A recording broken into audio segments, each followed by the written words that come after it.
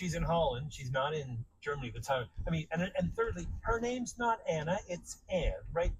Not even, these are a Pulitzer Prize winning historian writing with the Second World War. That's his. So, like, it's weird.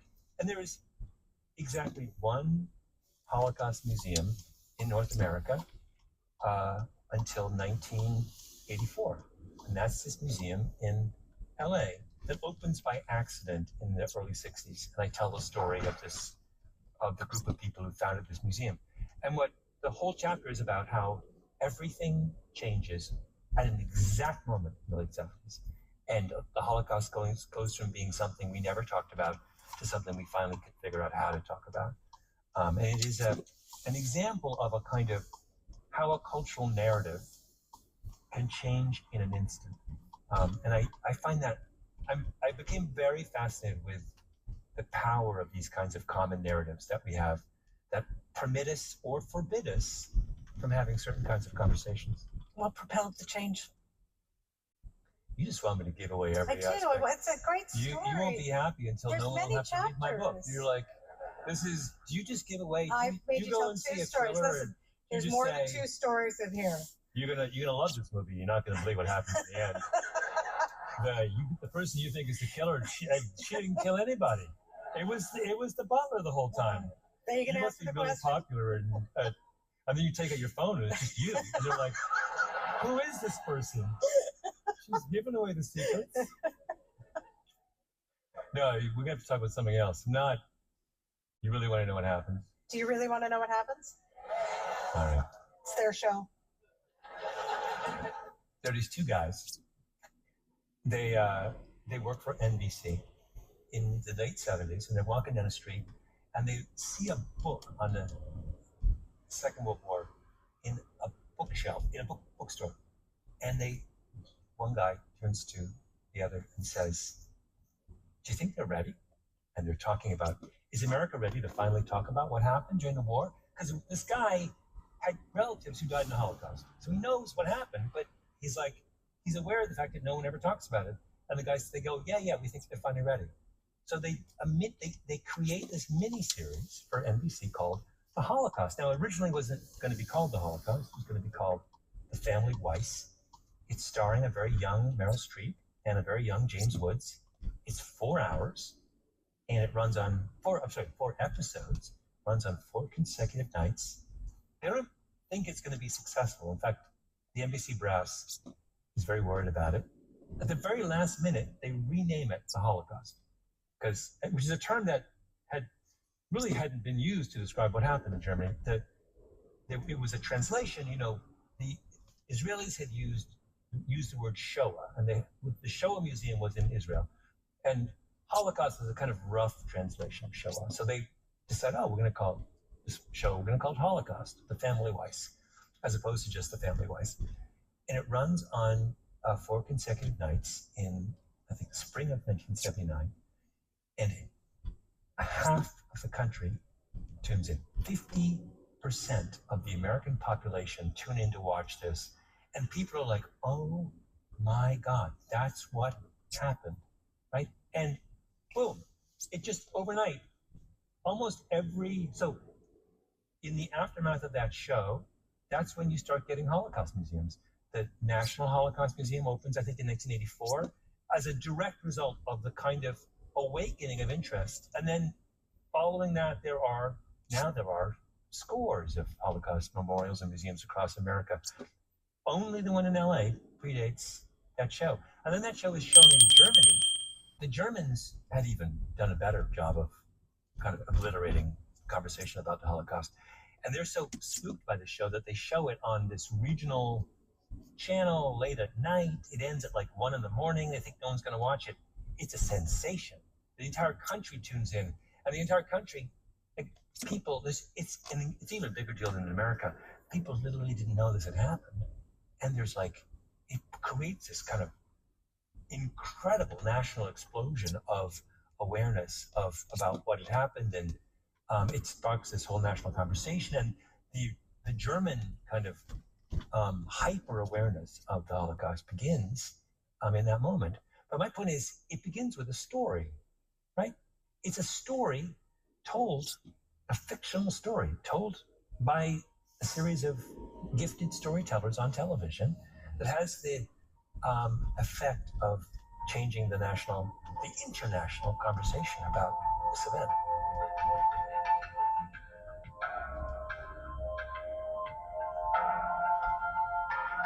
I'm Pia Chattopadhyay, and if you're just joining us here on the Sunday Magazine, today we're presenting my conversation with Malcolm Gladwell. It's been nearly 25 years since the journalist and author put out his debut book, The Tipping Point. Well, now Malcolm's returning to the subject of social epidemics, but this time he's looking at their darker side. Malcolm's latest book is called Revenge of the Tipping Point, and we spoke on stage at Toronto's Winter Garden Theatre this past October at an event hosted by the University of Toronto's Rotman School of Management. Now, let's return to my conversation with Malcolm Gladwell. I'll ask you about our country. Talk about overstories. What's the overstory of Canada, do you think? Wow. Why are you asking me? I haven't lived here in 30 years. What do you think it is? Am I going to get in trouble? No, I think you've thought about it. Well, no, I mean... And I think you have a perspective on this because you haven't lived here in 30 years, so you can see it from the outside. Yeah. Well, whenever I'm in America and I'm asked for my opinion on American politics, I always answer, I'm Canadian. And everyone, they all laugh, so they clearly have an idea of what that means. I never know exactly why they're laughing. It's always, is it at me or with me? I don't know. You know? Well, I mean, I'm just going to give you exactly the stereotypes about Canadians that you know. I will say I'm amazed, the Canadian openness to outsiders, newcomers, of which I am one. I'm an immigrant. My whole family are immigrants to Canada. I would have said that was and I know that's kind of changing a little bit, but I think that all of us should pat ourselves on the back first. That you can't have that overstory forever. No one has ever had that overstory forever. And Canada had an openness to outsiders overstory that lasted like 4 times longer than any other country I'm aware of. It's an extraordinary achievement. I would have thought it would have ended. That idea that we welcome everyone and that that's the best thing possible for our country. America has that period lasts in 20-year increments, if that, 15-year increments. And then they have a massive backlash, right? And it takes years to get them out of the backlash. Canada, how long has that been going on? 100? Yeah. It's pretty good, And even, I was reading the kind of Trudeau saying, basically, I've heard you guys were cutting it back from Didn't get the balance right, yeah. Was it to 300,000? Down 21% over the next 2 years. You're still winning you would think in America it'd be like, we're cutting it to 0. And they did.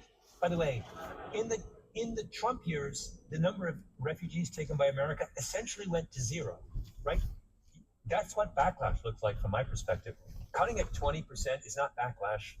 That's like a mild mid-course correction. You should, I think people think that Canada's over. No. If they cut it to 0, it's over. And they're not cutting it to 0. We went through that, during the Trump years, and we will go through it again, I fear. I think you're all familiar, Malcolm, in addition to writing 8 books. Yeah. Yep. Has a podcast. Yes, we're familiar. Revisionist history. It's excellent. Again, it's really based in storytelling. And I'm wondering, when you shifted to working in podcasts, how did you look at story? Because that's what we do in journalism. We tell stories about the world around us. Yeah. I mean, it's a way better storytelling medium, isn't it? Audio. And radio, so yes. Yes. And it took me a long time to realize how great audio was and how much fun you can have in audio and how much more forgiving your audience is. You can say stuff that would not work on the page totally works in audio. And I don't know, I still haven't entirely figured out why that is, why the audio audience is so much more generous. We did 4 episodes on what was wrong with The Little Mermaid. 4 episodes. If I told you, if you were my publisher and I said, I got a great idea for your book, it's going to be a critique of not the whole just the ending of The Little Mermaid. He's like, what are you doing? But for each of those episodes was maybe 45 minutes long. That's 3 hours. I got people to devote 3 hours of their life to, it's maybe the greatest thing I've ever done. For those of you, I love telling the story. I was reading some law journal, and I come across this article by this law professor, Northwestern, and her specialty is contract law. And the whole article, serious, every other, article in this journal is like, a learned scholarly thing. And her thing is basically, it begins. So I'm watching The Little Mermaid with my kids, and we get to the point where the Little Mermaid enters into a contract with Ursula, the witch, in which she gives over her soul in exchange for a chance to go up into the earth and try and win the heart of the handsome prince. And she's like, that's not how contract law works. I'm sorry, that's not, first of all, she's a minor. Secondly, no court would allow, she's incensed by the notion that the Little Mermaid is teaching kids, vulnerable children, something profoundly erroneous about the way the law works. And so she writes this, it's angry. I mean, and I'm reading this, I'm like, this is just the best thing I've ever read in my entire life. So I called up a friend of mine, my friend Britt, who's a screenwriter. I was like, Britt, I have something really important to share with you. Do you remember The Little Mermaid? And she's like, do I remember The Little Mermaid? When she was a kid growing up in Orlando, she used to tie her feet together and jump into the pool so she could mimic being a mermaid. That was her life. And Do you know any boring people? Wonderful character. Britt was all in on The Little Mermaid. And I said, Britt, are you aware of how deeply flawed the ending is? She's like, wait a second. And she's like, going back in time to when she was 8 years old. She's like, oh my God. It's because it's all about the Little Mermaid, who we are presented with her at the beginning as this kind of spirited, willful, smart, girl who's trying to shape the world in her own image. And then she gets into trouble, and what has to happen? She has to be saved by the prince. Like, who did this? It's like nonsense. Like, why are we showing this to our children? So anyway, we got very worked up about this. And so Britt rewrote the ending in a way that I thought was compelling. But it took us 3 episodes to get there because we had to work through all the implications of what went wrong with fairy tales. I have this friend named Angus. He's studying neuroscience, and his parents are really excited. My son's going to be a neuroscientist. And then he gets sidetracked and ends up in a English PhD program, and his parents were just like, Angus, what did you do? It was going so well for the family. But Angus has this grand theory about what went wrong with fairy tales. And he locates it somewhere in the 17th century. And it was was a pivotal moment that goes wrong with fairy tales, which is, are you fine with this digression? Because it's going to go on for a while. It's going somewhere. This is, by the way, so much more interesting than Donald Trump. So for the longest time, if you look at fairy tales, there was no connection between your goodness, your essential goodness as a person, and your worthiness, your attractiveness, whatever, and your outcome in the world. Basically, in the original fairy tales, you could be someone who was downtrodden, not very nice, not kind of beautiful, and a really great thing could happen to you. And not as a result of your own actions, but just chance. Life was a lottery. And sometimes, if you won the bottom, you won the lottery. That was the original fairy tale. And then fairy tales take this dark turn in the 17th century, and they become morality plays in which good things happen to good people and bad things happen to bad people. And Angus's point is, this is a real problem. Because if you don't fit the mode of a good person, then you come to believe that the world is going to turn out badly for you. So we then enter into this Disney universe where it's only the beautiful princess who has a happy ending, right? And the Little Mermaid the problem with Little Mermaid is it's that narrative. She's she has to be rescued by the handsome prince, but the good thing happens to her because she is beautiful, and ultimately the beautiful people win. And Agnes's point is, who wants to live in a world where the beautiful people win? We don't. No one does. And so I enlisted him. And then I used to live in this apartment, in a little apartment in West Village, and there was a penthouse. And who lived in the penthouse but Glenn Close? So once I got over how starstruck I was, I became friendly with Glenn Close. So we're in the middle of this, and I call her up. I'm like, Glenn, you got to be Ursula in our performance. And then once I had her, I got Jodie Foster. And Jodie Foster was like, I'm coming. We did this up in Hudson. She's like, I'm coming to, she gets in the car, drives up. It was just hilarious. We had the star-studded performance. Anyway, my point is, no one's buying that book, but people listen to that podcast. That's the point. Duly noted. How to save journalism. You're critical of elite education. Now, Malcolm, there are 1,000 people in this room. Yeah. Guess what a lot of them have? Yes, 10 fingers and 10 toes, you're right. Yeah. A lot of them have done post-secondary education. They've gone to the top schools in Canada. Maybe a few of them. Yeah, but some of them maybe in the United States. Everyone calm down. Malcolm, calm down. Do not take issue with Canadian post-secondary education, but you have some things to raise about American Ivy League schools. Yeah. Now, if you would, sir, would you share that story with us? I will. First of all, I should back up by saying that this has been a bee in my bonnet for quite some time. And if you do listen to my podcast, you know that I've returned to this question with dismaying frequency. But I love, nothing makes me happier than taking a pot shot at Harvard University. That's like my favorite thing. It's my special place. And my favorite thing, so I also dropped with other Ivy schools.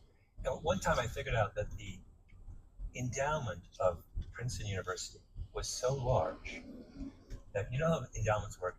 You take out 5% of your endowment earnings every year, and you use that to offset the budget of the school. That's how every institution around the world that has an endowment operates. In most schools, you have endowment, 5% is just a modest offset to the operating revenue.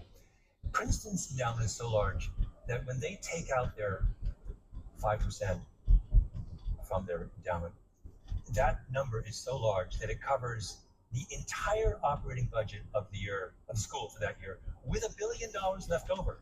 So it's a perpetual motion machine. They can never run out of money. They could, in fact, you could go for free. They could give up all their government grants. They could stop charging for parking. They could give away all the books in the bookstore, and they would still have $1 billion left over at the end of the year.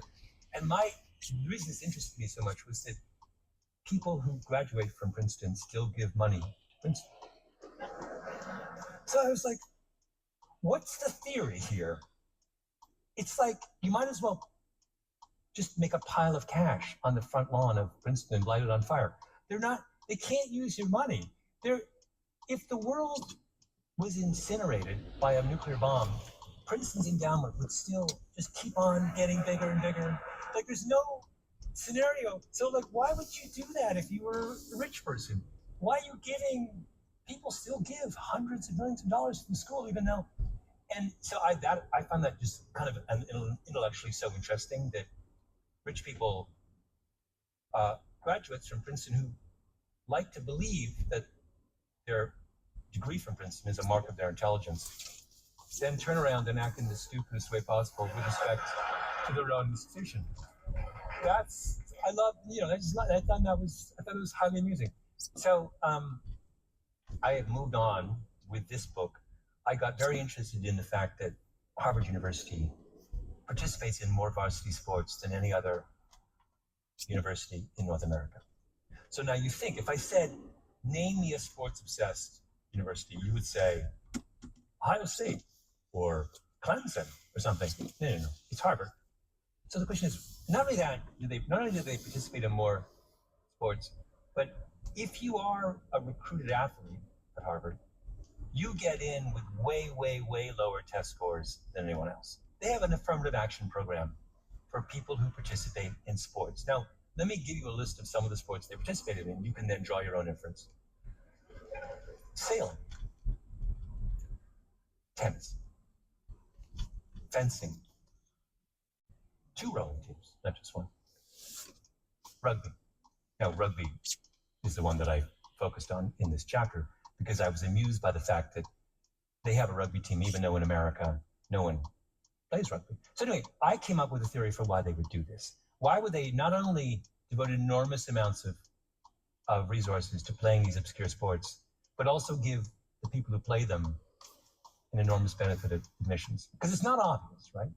I mean, they have a sailing team. No one, while sailing on a yacht in the middle of the sea, notices that the skipper is particularly adept at sailing this ship and says, wow, you must have gone to Harvard. Like, there's not it's not the thing that, it's not something that we associate, right?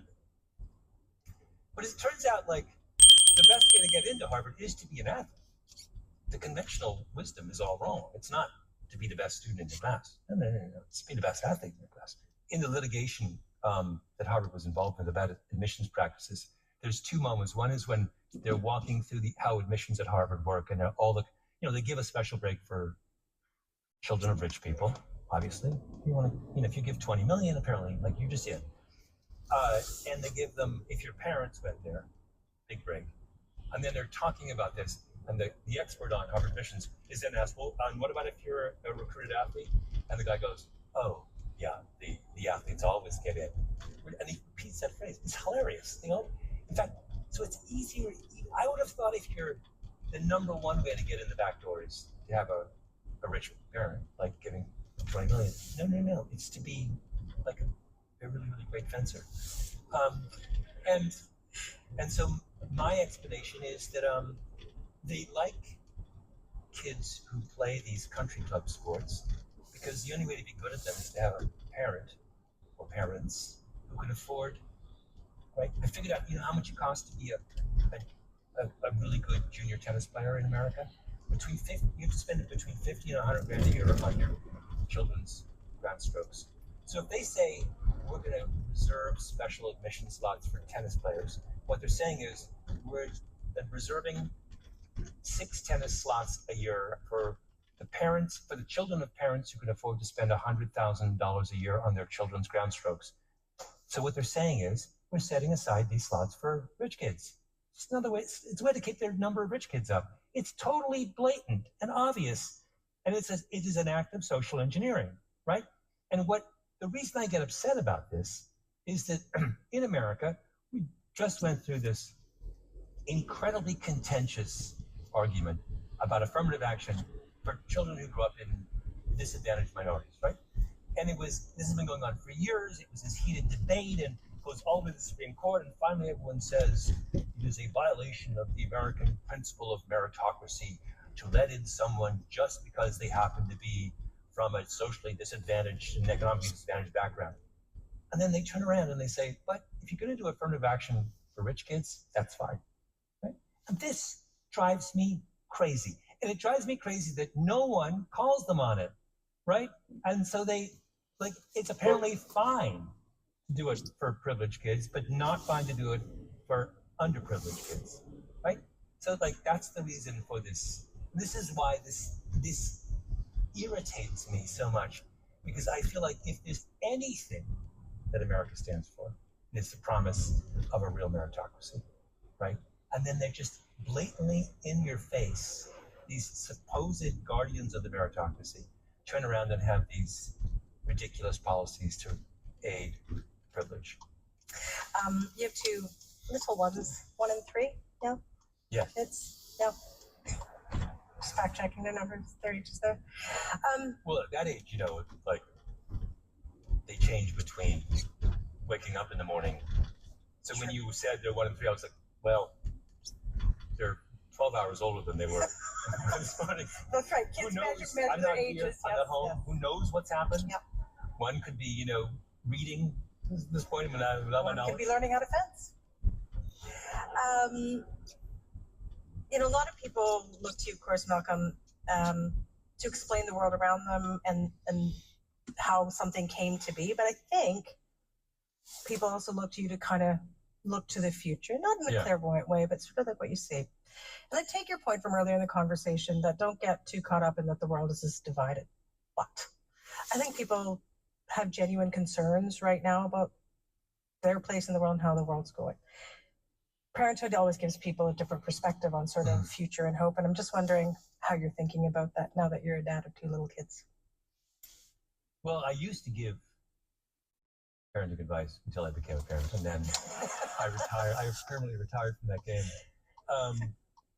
How do I think? Well, I do. I sort of get it. You know, my great regret is that I didn't have children in the 50s. It would be really fun, I think, to be a parent when everyone else was a parent. So I would love to have been a parent smack dab in the middle of a baby boom. Because if you look at the kind of baby boom is really interesting. These sort of demographic bulges. It is a massive demographic bulge. And it literally would have been the case that if this was 1955, most of us in this room right now would have been roughly the same age because the bulge was so large, and all of us would have had kids at home. And if you think about a world in which everyone has kids, it really is constructed for kids, right? And everything, your life as a parent is so much easier when the whole world is constructed on the expectation that everyone has kids.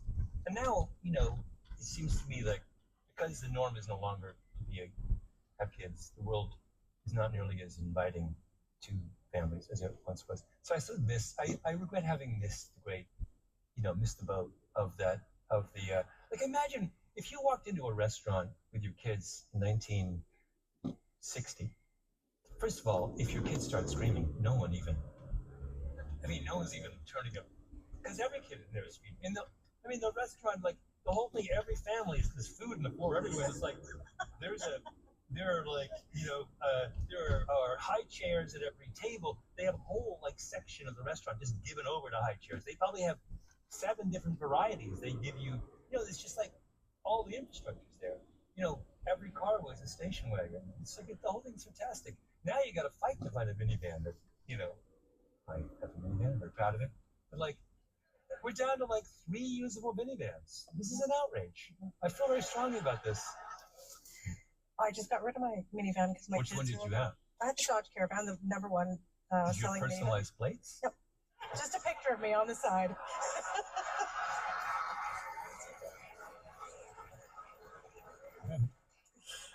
Thank you. Malcolm Gladwell, everyone.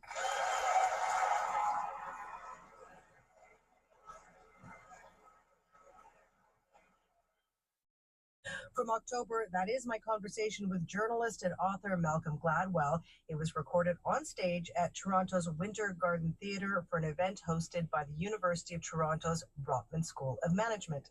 Malcolm's latest book is called Revenge of the Tipping Point. And if you missed any of our conversation or want to share the audio, you can find it streaming on our website, cbc.ca/Sunday.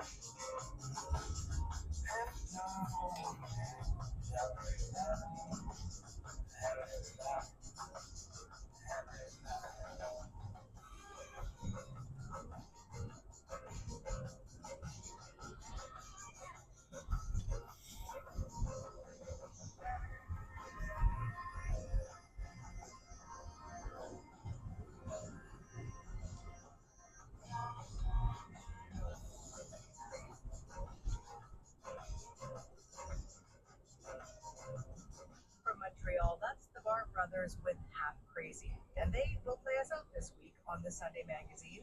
Our team is Emily Curabazio, Levi Garber, Brianna Goss, Andrea Wong, Pete Mitten, Aronde Williams, and Lou Joe. Our senior producer is Howard Goldenthal. Our executive producer is Brian Colton. cbc.ca/Sunday is the place to stream and share all of today's stories and get our podcast. You can share your thoughts with us by sending an email to sunday@cbc.ca. It's a brand new year, and that means next weekend we'll be playing a brand new round of our monthly challenge. That's puzzling. I'm Pia Chattopadhyay. Thank you for lending us your ear. Till next Sunday.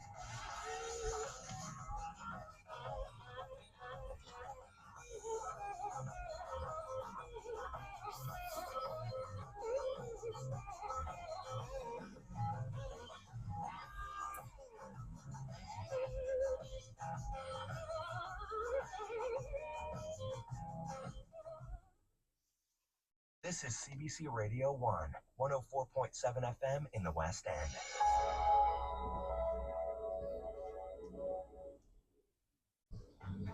Breaking news happens anywhere, anytime. Police have warned the protesters repeatedly, get back. CBC News brings the story to you as it happens. Hundreds of wildfires are burning. Be the first to know what's going on and what that means for you and for Canadians. This situation has changed very quickly. Helping make sense of the world when it matters most. Stay in the know. CBC News. The CBC News is next, and then it's What on Earth? I'm Michelle Elliott in for Laura Lynch. As we head into 2025, are young climate activists optimistic about their fight against the climate crisis? What on Earth's youth climate action columnist joins us for that conversation. This is CBC News. Good morning, it's 11 o'clock. I'm Shu Neely with the CBC News from Montreal. Quebec's health ministry is warning people in the greater Montreal region to keep an eye out for possible exposure to an ongoing outbreak of measles.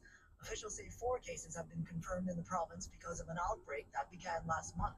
The first person was exposed to someone who lives outside Canada but traveled to Quebec while contagious. The government has updated its list with several more possible exposure locations, including 12 in the Laurentians, 7 in Montreal, 6 in Laval, and 2 in St. Bruno in the Montérégie. For the locations of exposure, you can go to our website, cbc.ca/Montreal. A couple living in Montreal is calling out an airline for separating their family at the airport in Uganda. The couple claims Qatar Airways was in the wrong for denying boarding for their children because they didn't have tickets for return flights. As John and Gala reports, the family is still split up several months later. It's too stressful, painful. Olivier Roy is an international student living in Montreal. He hasn't seen his 3 children in person since 2020. This past October, that was supposed to change. But when his wife Rose tried to leave Uganda with their kids on a flight to Montreal, Qatar Airways refused to let the children board. Whenever I call them using WhatsApp or even on Zoom, sometimes we are praying together via Zoom, and it is really painful. Sometimes I cry. In an email to the family, the airline says since her children were traveling on a one-way ticket, staff would not let them on the plane. It says a return ticket was required, but Olivier insists they got it all wrong. His kids had valid tourist visas for Canada. I'm scratching my head to see why the kids were denied boarding. Immigration lawyer Patrice Brunet says the airline should have let them on the flight. I can understand the sensitivity around the transporter to make sure that all the documents meet the requirement, but to require a return ticket, this is not something that is that we usually hear. Olivier says his wife had to leave their kids behind in Uganda for work in Montreal. He also says the family has launched a GoFundMe page to help raise money for his kids' expenses in Uganda. He's also taking his case to the Canadian Transportation Agency to have Qatar Airways pay for psychological damages. John Gala, CBC News, Montreal. CBC reached out to Qatar Airways for comment but did not hear back. Overseas now, protesters in Tel Aviv took to the streets last night, angry with Prime Minister Benjamin Netanyahu's handling of the conflict in Gaza, and in particular his inability to secure freedom for the hostages held by Hamas. The group released a video it says is of an Israeli teen held in Gaza since the 2023 attack. Anna Cunningham reports. Liri Albag was taken hostage at the Nahal Oz base on the Gaza border. She was 18 years old. Local media describe her as a soldier.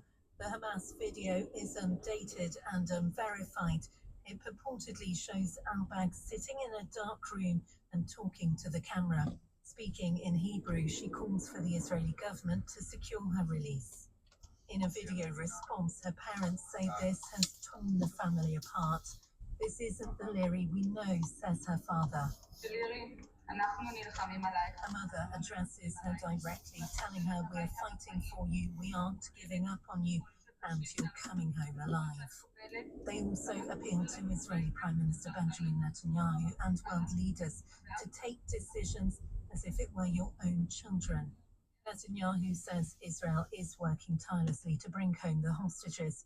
Anna Cunningham, CBC News, London. Back here at home, Quebec City hotel operators ended 2024 on a high note.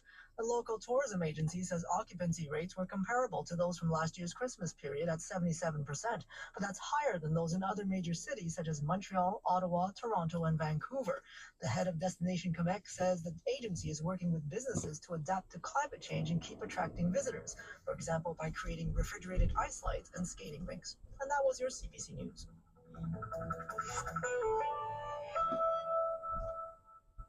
Here's your weather forecast from Environment Canada. For Montreal into the Laurentians, a mix of sun and cloud today. Windy, highs between -11 and -13, colder with the wind chill. In the eastern townships, mainly cloudy, windy, a high of -15, a wind chill near -24. For Quebec City, mainly cloudy, a high of -13, much colder with the wind chill. In the Gaspé and the Magdalen Islands, a winter storm warning in effect. Snow beginning this morning, extremely gusty winds, a high of -3, much colder with the wind chill. Hey, I'm Michelle Elliott sitting in for Laura Lynch. This is What on Earth, where we bring you a world of climate solutions. In 2024, we heard from young people involved in climate action across Canada. They share their feelings about the changing climate and what it's like to fight for their future. That's bad because it's killing all those polar bears. I like polar bears. We don't want polar bears to die. Slowly, the climate's getting hotter and hotter. I've met a lot of young people who are well-versed in the topic, well-versed in politics, and their voices don't matter as of right now in our current political system. And I want to give all those people a voice. They also told us how that responsibility weighs on them. We constantly see young people as leaders, as people who are going to save the world. So I think young people are stepping up to this challenge because we have to. Around the world, youth climate activists met up in Baku, Azerbaijan, to have a voice at the United Nations climate talks in November of last year.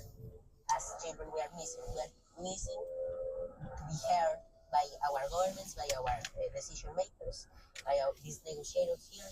Basically, we need to have a place in the table. And what matters is how you channel that into action. Those were the voices of youth climate activists from 20